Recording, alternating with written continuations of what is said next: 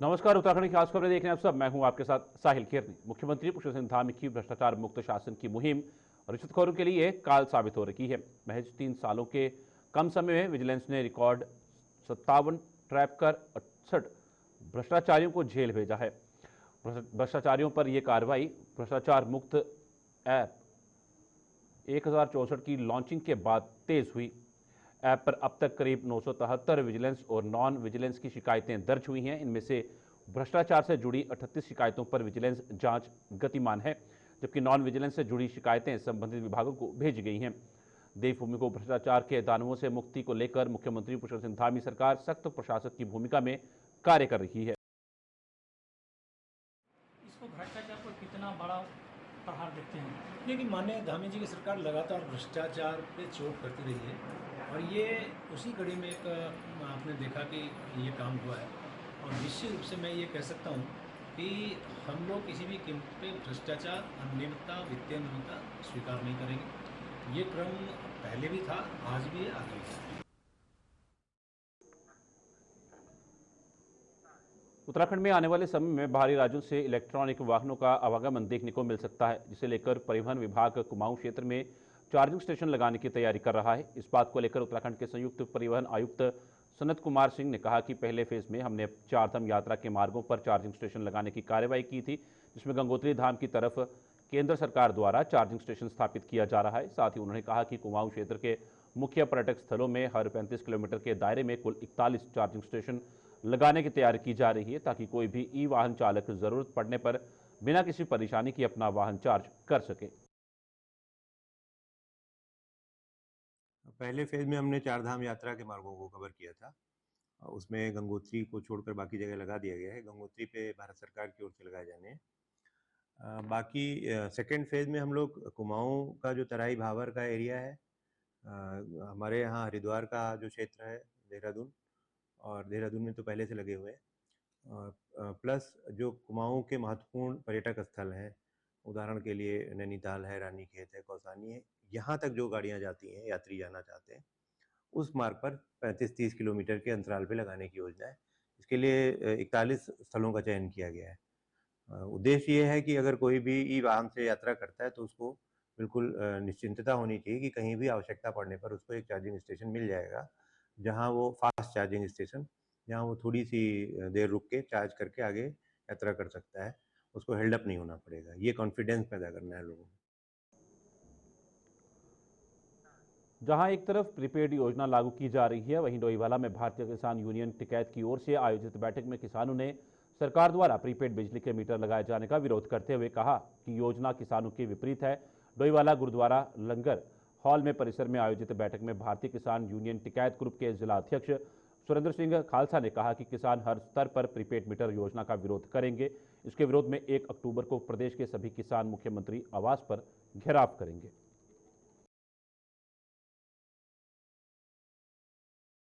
सबसे पहले तो मैं मीडिया का धन्यवाद करूंगा कि जो किसान मजदूर क्षेत्र की जनता की समय समय पर मांग को उठाते हैं।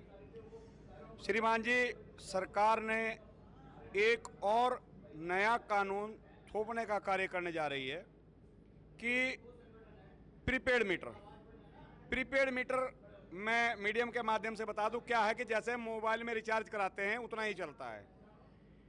क्षेत्र का उत्तराखंड का निवासी कभी बिजली का पैसा नहीं मारता। अगर उसका बिल लेट भी हो रहा है वो पेनल्टी डाल के दे रहा है। पेनल्टी जितनी भी सरकार लगा रही है उसको डाल के दे रहा है। इस क्षेत्र में अगर हम पहाड़ी क्षेत्रों की बात करें, वहाँ भी किसान हैं, छोटा किसान है, इस क्षेत्र में भी किसान है। किसान के पास 6 महीने बाद पैसे आते हैं। किसान पेनल्टी डाल करके 6 महीने बाद बिजली का बिल दे रहा है। क्या ऐसा कारण हो गया कि आपको अपने राज्य की जनता पे विश्वास नहीं रहा? आप उनसे एडवांस लेना चाहते हैं। आपने देखा होगा कि ये भारत देश एक ऐसा देश है, यहाँ तो किसान को राशन भी 6-6 महीने का उधार खाने की आदत है। 1 तारीख को मुख्यमंत्री आवास का घेराव है।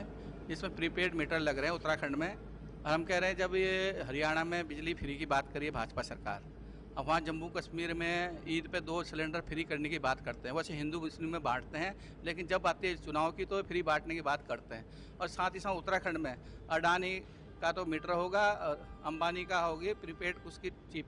तो ये हम कह रहे हैं सब मिल बांट के सब देश को बेचा जा रहा है, अडानी अंबानी के हाथ में दिया जा रहा है और किसान को मजदूर को लूटने की साजिश है।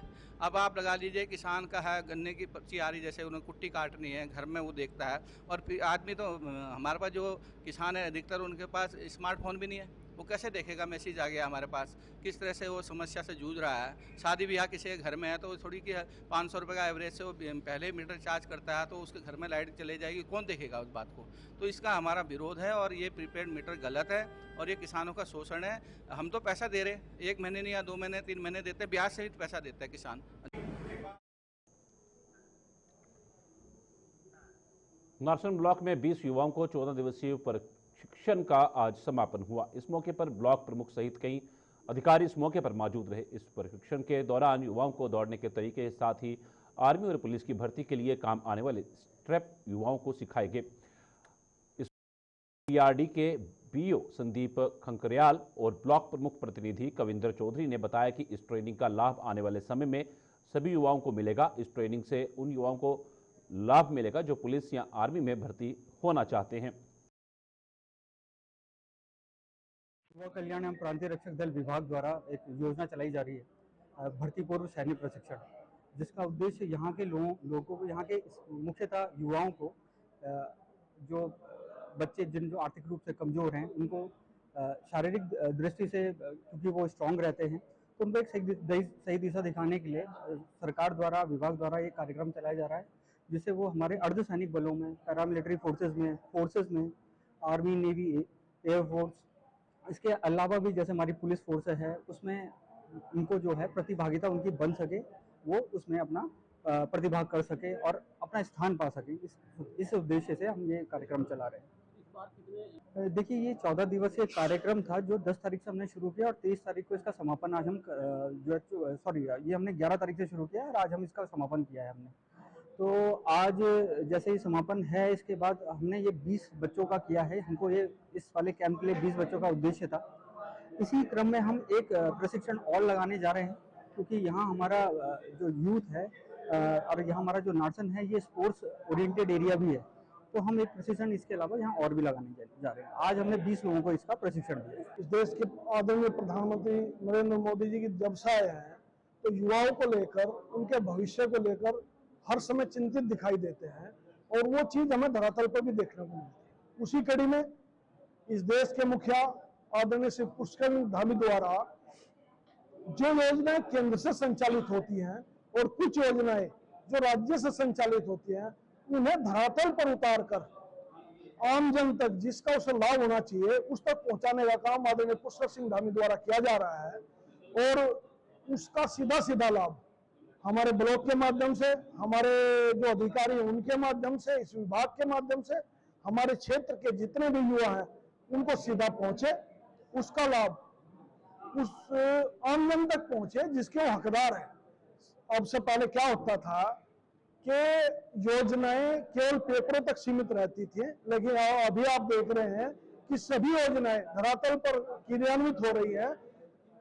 बहुत से गांव से जो शिक्षार्थी आए हैं, प्रशिक्षण लिया है उन्होंने, सबसे जो अहम चीज है मैं जिसके लिए कहना चाहूंगा, तैयारी पहले भी करते हैं और आगे भी करेंगे लोग, लेकिन हमारे जो प्रशिक्षण करता है, जिन्होंने प्रशिक्षण दिया है, वे आर्मी से रिटायर हैं और वो टेक्निक जानते हैं, भर्ती प्रक्रिया की टेक्निक जानते हैं।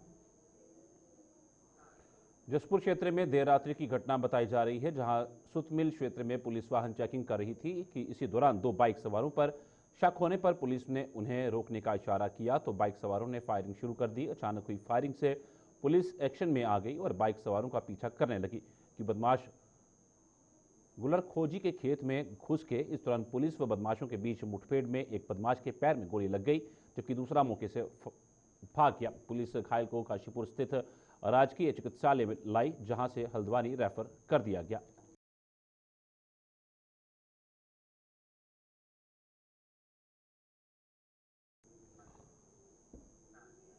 लक्सर तहसीलदार ने खानपुर विकासखंड के क्षेत्र में सरकारी स्कूलों का निरीक्षण किया। निरीक्षण के दौरान सरकारी स्कूलों से टीचर नदारत मिले। तहसीलदार प्रताप सिंह चौहान ने बताया कि हरिद्वार के जिलाधिकारी के निर्देश पर सरकारी स्कूलों का औचक निरीक्षण किया जा रहा है, जिसको लेकर उनके द्वारा आज विकासखंड खानपुर में 5 स्कूलों का निरीक्षण किया गया है, जिसमें 2 स्कूलों से टीचर नदारत मिले हैं। उन्होंने बताया कि जिन स्कूलों में टीचर नदारत मिले हैं उनकी रिपोर्ट बनाकर जिलाधिकारी को भेजी जा रही है। जो पाँच स्कूलों के निरीक्षण कर रहे थे, राजकीय प्राथमिक विद्यालय और उच्च प्राथमिक विद्यालय मतलब जूनियर हाई स्कूल। तो मैं खानपुर ब्लॉक में मैंने 5 स्कूलों के निरीक्षण किए। खानपुर में 3 स्कूल है, तुगलपुर है, गोविंदपुर है, तो इनमें 5 स्कूलों का निरीक्षण किया। उसमें 3 स्कूलों में तो कोई प्रॉब्लम नहीं आई क्योंकि वहाँ पे टीचर अगर उपस्थित पाए गए, लेकिन 2 स्कूलों में इसमें आपके एक तो राजकीय प्राथमिक विद्यालय खानपुर है और एक राजकीय उच्च प्राथमिक विद्यालय खानपुर, दोनों खानपुर में एक प्राथमिक विद्यालय और एक उच्च प्राथमिक विद्यालय है। इसमें जो है टीचर अनुपस्थित पाए, तो ये हम रिपोर्ट बना रहे हैं।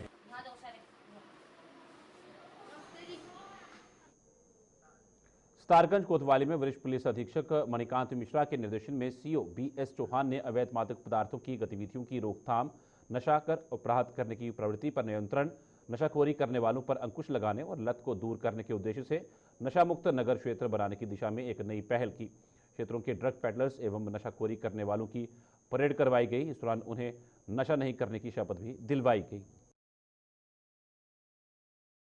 जनपद उधम सिंह नगर में नशे का काफ़ी प्रभाव पड़ रहा है लोगों पे। इसके तहत ही वर्तमान SSP महोदय द्वारा दिशा निर्देश दिए गए हैं कि जो भी जनपद में नशे का आदी लोग हैं उनकी काउंसलिंग कराई जाए और जो नशे का कारोबार वगैरह कर रहे हैं उनके विरुद्ध निरोधात्मक कार्रवाई की जाए और उनको जो है बरामदगी के हिसाब से जेल भेजा जाए। इसी के तहत जो है आज सितारगंज थाने में 13 लोगों को जो है हमने जो नशे का लेने के लिए, नशे के आदी और लेने के लिए ये सिडकुल क्षेत्र में आए थे, उनको जो है हम लोगों ने जो है खबर जनपद उधम सिंह नगर के जसपुर कोतवाली क्षेत्र से है, जहां देर रात चेकिंग के दौरान बाइक सवार 2 लोगों को रोकने का प्रयास किया गया। दोनों बदमाशों ने पुलिस पर फायरिंग कर दी, जिसके बाद पुलिस हरकत में आई और बदमाशों की धरपकड़ के लिए उनका पीछा किया। जिसके बाद बदमाशों से हुई मुठभेड़ में एक बदमाश को गोली लग गई, जबकि उसका साथी फरार हो गया। कल रात को पुलिस चेकिंग के दौरान 2 बाइक सवारों को जसपुर थाना क्षेत्र में चेकिंग के लिए रोकने की कोशिश की गई, जिसमें वो रुके नहीं और आगे सड़क पर निकल गए। दूसरी तरफ धर्मपुर चौकी को यह सूचना दी गई, वहां इन लोगों को रोकने का प्रयास किया गया। उन्होंने तुरंत फायर कर दिया और अपनी बाइक को छोड़कर जंगल की तरफ भाग गए। पुलिस ने उनका पीछा किया और उन्हें रुकने के लिए बोला, जिसमें उन्होंने पुलिस पर फायर किया।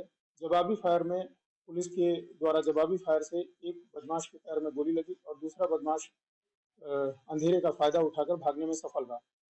जब उसे हम पकड़कर हॉस्पिटल ले आए तो उससे पूछताछ के दौरान पता चला कि जसपुर थाना क्षेत्र में जो 14 तारीख को लूट की घटना हुई थी, इसको इसने अपने कुछ साथियों के साथ मिलकर अंजाम दिया था।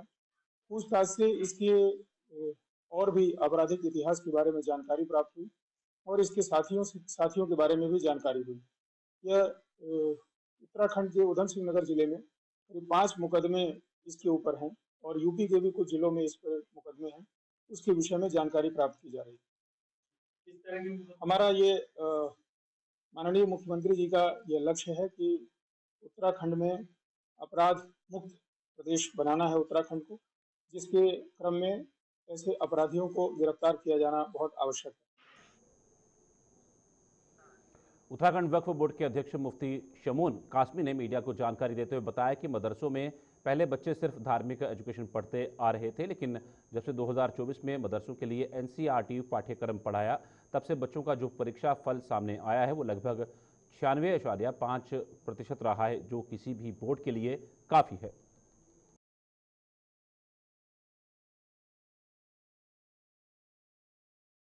देखिए, हमने जो हमने 2024 में NCERT का पाठ्यक्रम पढ़ाया, आज तक वो बच्चे सिर्फ धार्मिक एजुकेशन पढ़ते थे। आज हमने उन्हें NCERT के पाठ्यक्रम को पढ़ाया और NCERT पाठ्यक्रम वो है जो पूरे देश में सर्वश्रेष्ठ माना जाता है। उसे पढ़ने के बाद हमारे बच्चों ने जो फल दिया है, जो परीक्षा फल उनका आया, वो लगभग 96% है, जो किसी बोर्ड के लिए बहुत अच्छा माना जाता है। और वो बच्चे बहुत ही, उन्हें जब ये महसूस हुआ कि ये सरकार आपके कल्याण के लिए काम कर रही है, तो उनके चेहरों पर बड़ी मुस्कान है और वो बड़े खुश हैं। खेल, और हम कोशिश और कर रहे हैं कि उन्हें हम खेलकूद से भी जोड़ें, ताकि जो उनका समय है वो सही तौर से इस्तेमाल हो और वो भी राष्ट्र की सेवा कर सके और राष्ट्रवादी विचारधारा को अपने अंदर जब वो उसका संचार उनके अंदर होगा, तो मुझे पूरी उम्मीद है कि वो राष्ट्र के लिए उतना ही कार्य करेंगे जितना हम सब लोग करते हैं, और राष्ट्र ही हमारे लिए सर्वोपरि है। उत्तराखंड की खास खबरों में इतना ही। दीजिए इजाजत, नमस्कार।